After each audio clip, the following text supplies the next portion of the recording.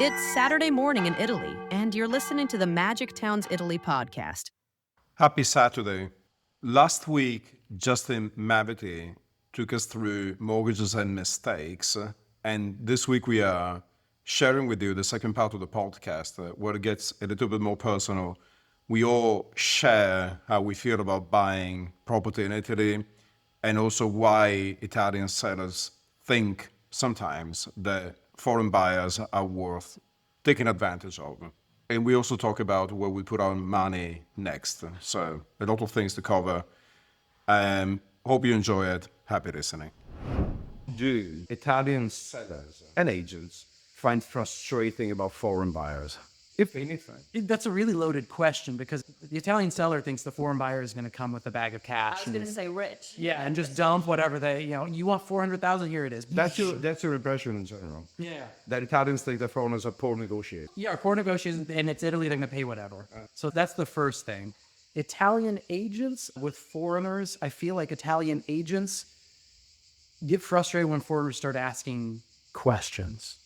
Because again, it seems to them a bit improprietous, a bit rude in a way that you maybe as a foreigner start asking questions that maybe kind of impugn them and their professionality. I've noticed this with my own clients because some of us speak a bit of Italian and they will ask a question, a technical question about the property to the agent at the visit, and you'll see the agent go, Rolling their eyes. exactly, but it's the right thing to do. It's their job. Exactly, but they don't all do it, right? So, If there's a warning sign, that is that one. yeah, exactly. This is when we were preparing, I wrote down a list. Again, if they can't answer questions, they get annoyed about questions about the building permits, the property in and of itself, walk away. So the eye rolling is the red flag. Yeah, exactly. Anytime they start doing that, it's just, oh gosh, okay, we had a big problem. Walk away. Walk away. But you were touching on something interesting just now. Italians, you feel, think that foreigners are walking bags of cash right for the taking. We saw that in Malta. We saw that people accept to get a higher price. Oh yeah, we've been on the receiving end of it. Absolutely. Absolutely. You guys know this. We're being foreigners. I mean, we're being foreigners in many countries. Exactly, In so some, we know this. this thing is more. It's more legit. It's more legit to screw the foreigners in some country than in others. Yeah, I would say so. But anyway, I would say I agree to a certain point to what you're saying. But I can see absolutely how that may be the case. But the question is, how do you protect yourself from it? I mean, I'm going to advertise myself here. I'm going to say you need to hire somebody. You need to hire somebody like me or one of my colleagues to go with you and protect you. That's part of what we do, is prevent you from being taken advantage of with foreigner overcharging. And we also interface with the agent in a way that's not going to annoy them, frustrate them, and also protect you in that way to say, if the person is a scammer, if they're not legit, if they've done no due diligence on the property. I mean, I think we talked about one of my clients I'm still working with right now. We found a property that had the illegal septic tank on the neighbor's property. And they had all of these. And that agent just called me back this week, by the way, and said, would your client still be interested? They're willing to fix everything. And I said, is the septic tank still on the neighbor's? Yeah, but that's okay. It's been more than 20 years. Well, that's not how that works. That's not how that works. Well, they declared that everything's okay with an autodichiarazione, self-declaration, which is not how that works. So, AKA toilet paper. exactly, this is garbage. So, you need to have somebody on your side who knows what they're doing and can protect you in this. Because it can save you an awful lot of money. Oh And my an awful lot of gosh. heartache. Oh my gosh, I would have felt so bad for those clients if they had gone and bought that on their own. And then the first thing they had to do was rip out that old septic tank on the neighbor's property, apply for new septic tank permission from the... Well, they're actually getting sued. Exactly, I they're being imagine sued. maybe the neighbor doesn't even know this. Yeah, who knows? Because again, the owners told me, the neighbors never come. They haven't come for 20 years. They may not even Still know it's doesn't make there. it all right. No, but in Italy, It's fine. it's fine. They've never said anything, so it must be okay. In which region is this property? In Lunigiana. I say Lunigiana anyway. But again, this is going to happen in those areas when we talked in the last episode about, potential areas where there hasn't been a lot of movement in the market. You're going to find more of this, of course. Because, again, these properties haven't been sold in many, many years. And so they're really being retransacted for the first time in 30, 40, 50, 60 years. You're going to find major problems like this, which is going to be different than if you're buying property in an area that's been a bit more active. Yeah, and things have been updated because they have to be. Yeah. Right, when they're transacted. So that's somewhat to be expected. I wanted to go back onto the self-protection thing. This thing about putting someone, interposing an expert between you and the object of your property love is actually very healthy. And we saw this very, very recently with a friend of ours who was buying in the Dolomites. And we had a chat with her at the beginning, and I could tell she was very, very resistant to doing any form of due diligence because no one wants to go to the doctor. No one wants to be told, if you don't go to the doctor, you're not told the But things also about the it. fees she was quoted. So if she had an agent that was good, they would be able to tell her that it's ridiculous to be charged 20,000. 20,000 for due diligence. No. For the DOCFA, to do the updated plan material, that's Not insane. even that. For an inspection and No. preliminary drawing. No. Preliminary drawing. We saw That's this insane. and we were She was shocked. like, he's very nice. I'm like, I'm sure. I'm sure he is. He's like rubbing his hands all the way to the back. Exactly. With a smile on his face. It took us 5 minutes. We actually introduced her to a friend of ours, the architect we used the most. He gave her a quote for like 20th of the price to do this. But of course, as we were discussing before, some people, unless you are guided, will think that you are a walking bag of cash. And that's only a regional thing. It's thing that some people are honest, reputable, and they care about their long-term reputation. And some people are, They don't. grab the cash and... No, they see you as an away. ATM, right? Exactly. And who's going to see this person again? Yeah, no, They yeah, can no, exploit your ignorance, right? That's exactly. what it is. You have to protect yourself here. And again, I love Italy. I love Italians. I'm married to an Italian, so don't get me wrong. I think Italians are wonderful people, but there is a segment of the population here that Like acts that way, everywhere. like everywhere. Exactly. Everyone. 100%. So if you fall in love with your property, if you fall in love with a person, ask a second opinion. That's a second opinion. Ask a second. If you fall in love with But a there's car, not. I don't think there's a figure that you can hire specifically for that to do due diligence on that's a another one person. of your jobs. And having fun. Yet another career opportunity Exactly, for you in Italy. We talked about a few areas in Italy before that you found were attractive, interesting, etc. Now, today you're talking a lot about Lunigiana, but it's already on our radar. I mean, we'll be looking at the expat figures there, and it's actually going kaboom. Yeah, it's just, Potentially overexploited in a very short period. look, I just was there with clients. So I sold a few years ago a property, a 160 square meter property in a little tiny village in Lunigiana for 35,000 euros. This was completely livable, running water, electricity, everything functioned. It was dated, but functioned. I mean, if you're using it as a summer house, good, who cares? In the village above that, last week with new clients, I saw above, again, so it's up higher in the mountains, less accessible, a property in an even smaller village, even less accessible, 165,000. That's nuts. It's nuts. So these places are seeing major growth, And people are cashing in on that. and people are cashing in on that. Well, if I was a seller, Yeah. you're doing the same thing.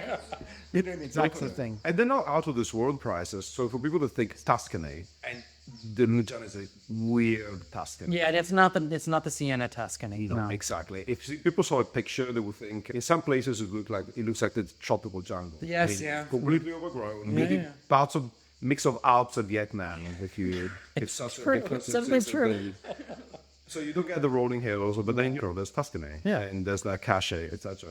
And it is of course pretty cool. So people are also drawn to the fact that they're not going to bake in the summer. Yeah. But if you think about it, for many international buyers, what you just described is, €1,000 per meter. So Yeah, that's still a deal. completely accessible. It's not that 35,000 euros that my clients Not paid a few anymore. years ago. I mean, that's gone, but it's still accessible. It's still accessible market. But if you were looking for that, 35,000 euros. Ciao. there are places. No. There are places. Yeah, there sure are. There are places like that, even nice places. Yeah. But okay, forget about the 35,000. But if you were looking for somewhere that, in your opinion, has The legs, next. The next top spot. I was with clients up near Asti a while ago. Piemonte, In yeah. Piemonte. In that northern Piemonte region.